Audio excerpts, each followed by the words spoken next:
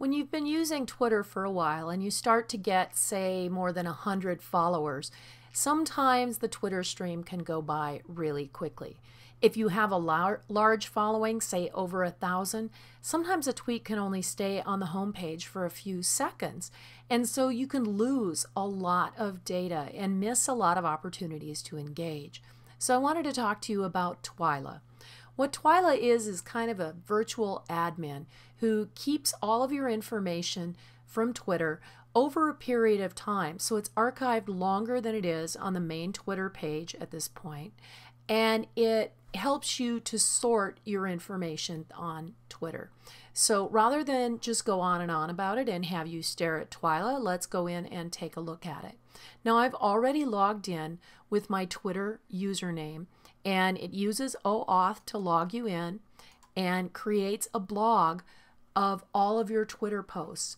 It pulls this together the first time you log in, and then after that it kind of keeps it up, and it comes up pretty quickly. But the first time you might have to wait a minute or two. What it's showing here are topics, not hashtags, but topics that I talk about frequently. This tweet is one that I sent out when I was starting to create this video, and as you can see, there's already been a reply to it. If I go and look to see who it is, I see that it's Eric Kim thanking me for doing the video. The interesting thing is that, of course, he posted it from Twylah. I can click on this link and go to Eric's Twylah blog, or I can go look on Twitter and look at my own replies on Twitter and see what it looks like on Twitter, on the Twitter interface. And you'll see that it adds a bit.ly link. If I click on the link, that will take me to Eric's blog. So that's how other people will see things that you respond to. So now if I want to respond to him again, I can respond directly from Twylah. It's going to add that bit.ly link. And the other interesting thing about this is when I clicked on the bit.ly link, it's going to take me to a contextual page that's going to show me all of the things that are related to the keywords in that particular conversation. So right now, the biggest and most important, of course, is Twylah, and it shows up in each of these posts from other people. This is a way for me to learn about who's talking about the things that I'm interested in. If I'm looking for people that were at the Wisdom 2 conference, I can look at that and see who was talking about that conference and dig a little bit deeper for the conversations that are all about that conference.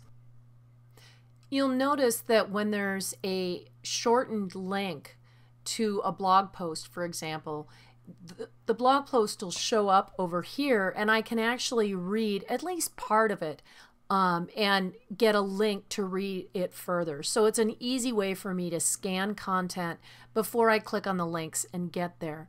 The other interesting thing is I can look through the tweets here for people that I don't know who are saying interesting things.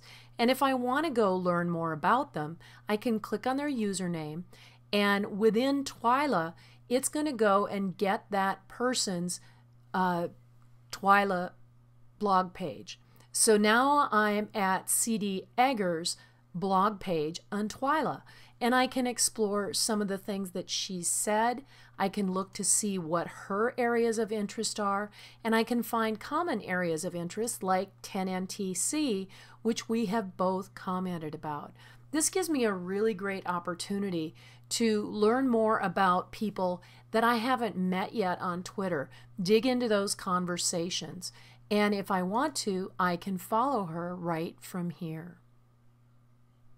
So all in all, Twylah is a really great way to discover new people to follow, to filter and understand conversations, to make sure that your messaging is on track and that the things that are showing up in these tabs are the things that are really important to you, and that some of the things that you tweet about less down here are things that you don't necessarily want to prioritize.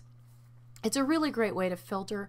I really look forward to seeing how this application develops And I'm pretty darn excited about a really good way to filter Twitter and make it just a little bit more usable.